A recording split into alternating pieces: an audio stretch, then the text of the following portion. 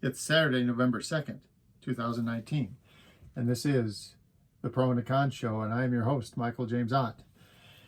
Welcome to the show. Again, try to hold these things every day, trying to encourage us to be better citizens, to be open to the facts. That's the who, the what, the where, and the when. And to try to steer clear of all of the opinion and innuendo and bias, frankly, that's out there in the various information streams that you can view.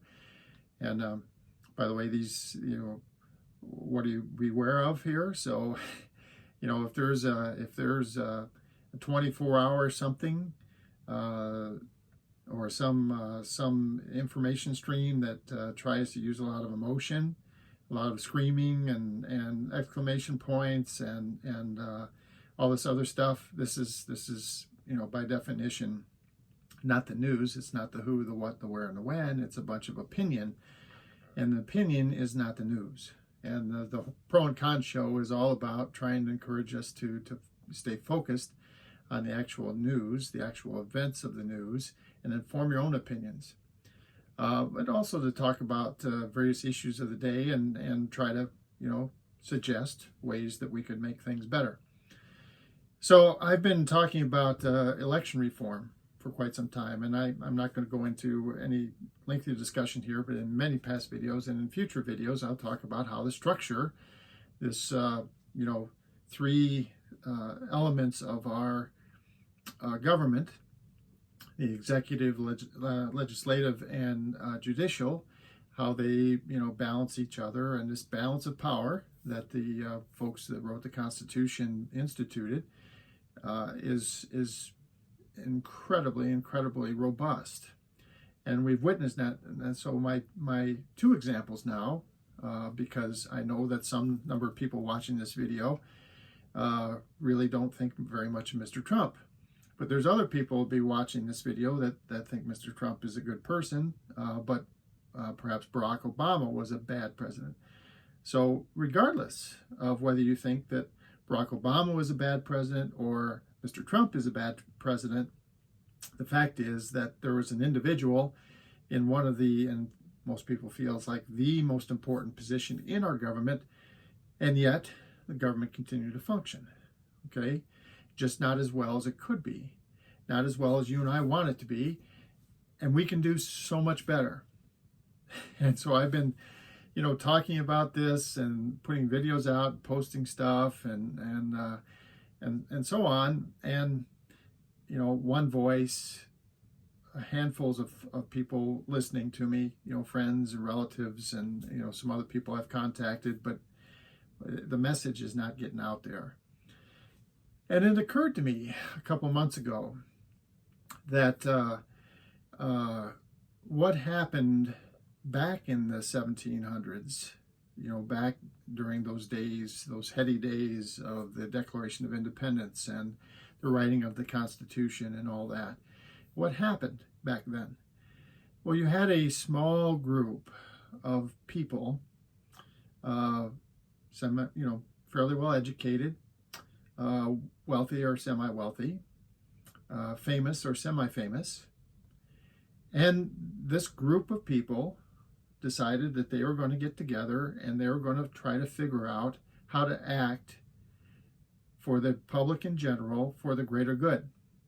Okay? And I remind you, this is rather treasonous, given that,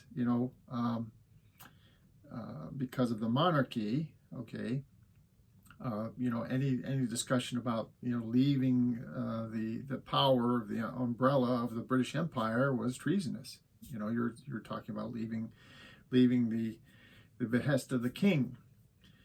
And so this republic, it exists and it does pretty well for us, but it could do so much better. And in fact, it feels like it's in some trouble these days. That we're in a place where we might actually lose our republic, okay? And nobody wants that. None of you watching this video, if you're a U.S. citizen, if you live in this country, nobody wants that. So what do?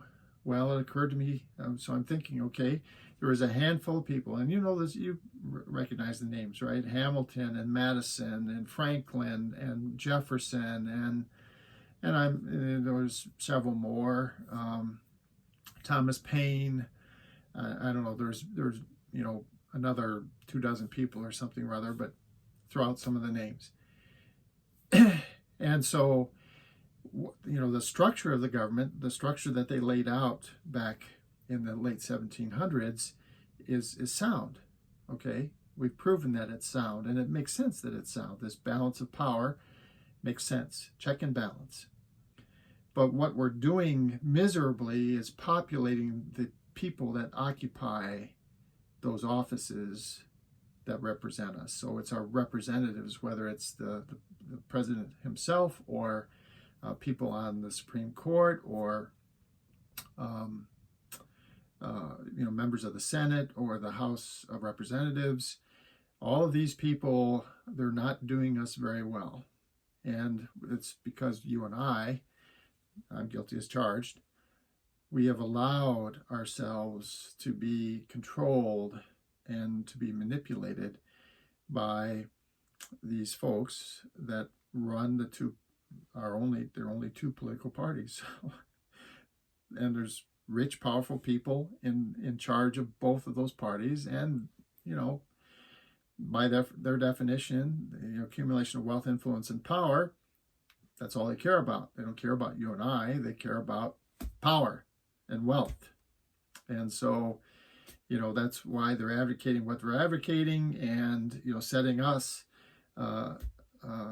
against each other, okay, with various issues that they know they can push the hot buttons, whether it's gun control or abortion rights or, things like this. They know that they can push the hot buttons and they can segregate us and get us to fighting each other, and we can avoid all that. And so, how do we get this going? Well, I'm a lone reed, sitting here in Hudson, Wisconsin. I'm not famous. I don't have money. There's nothing I can do other than to talk to you and encourage you to help all of us, help yourselves, help your children, help your neighbors, help your friends. We can all do this together, but we're going to need someone, just like we had this small cadre of folks that, got together for the greater good. We're probably going to need the same sort of thing. And so a couple months ago, I came up with a list of people, and I called them the 10. And I'm going to hold this list up here. And let me read it through for you here. So Pete Buttigieg, Stephen Colbert, Tom Hanks, Bill Maher, Michael Moore, Barack Obama, Michael Smerconish, Jake Tapper, Elizabeth Warren, and Oprah Winfrey. And I came up with this list because as I've watched, all kinds of events over time and listened to various people talking, it felt to me like these people, they don't all agree. Okay, they don't all agree on a lot of stuff, but neither did Hamilton and Madison and Franklin and those guys either. What they agreed on is that we needed to act for the greater good, and they debated for hours on end what the structure of our government should be and what is fair and what is reasoned and reasonable. These folks would do that same thing. And it's a wide assortment of people, actors and comedians and journalists and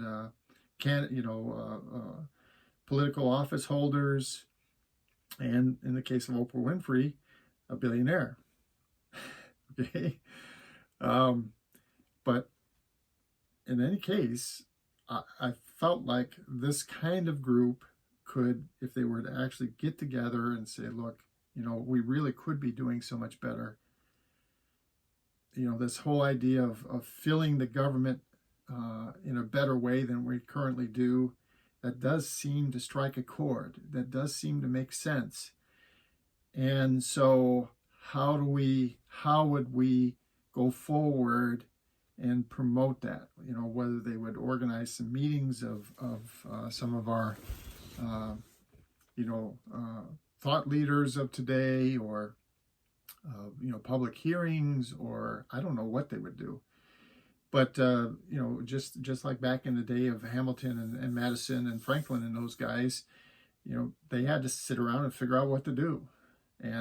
But we need help, and I certainly need help. So what I did is I actually made a bunch of videos to these 10 people, and I sent them a series of tweets with the links to the videos attached. And with the intent, hopefully, that they would see them, watch the videos, and get this whole election reform thing, hopefully start talking about it amongst themselves, with the hope that maybe they would actually join together and form some kind of coalition that would help us, that would help you and I. Any case, for my troubles, Twitter declared me some kind of rogue person, and they permanently suspended my account, so I can't tweet anymore. But you can. And I don't know whether it's these 10 people, if you agree that with my choice or whatever, but I would ask you, if you understand this concept of the citizen representative, and instead of the jury pool, it's the candidate pool, and how all that would come together. And if that sounds good to you, if that resonates with you, and it really resonates with me, and it was actually not my idea, it was a colleague of mine who you suggested that, and as soon as he did, I was like, holy cow, you are right. You are right. That is the way to get us beyond where we are, to make things so much better than what they are currently. So if you watch this video, contact these people, figure out how to write them letters or send them tweets or whatever, direct them, talk to them about the election reform, talk to them about your own ideas about election reform, or direct them to my Facebook page, Michael James Ott in 2020, or to my YouTube channel, Ott in 2020 on the YouTube channel, and have them look at my proposals for election reform if you think they're valid. But please get involved. I call this particular show the 10 because I can't do it alone. I just can't do it alone. It's impossible.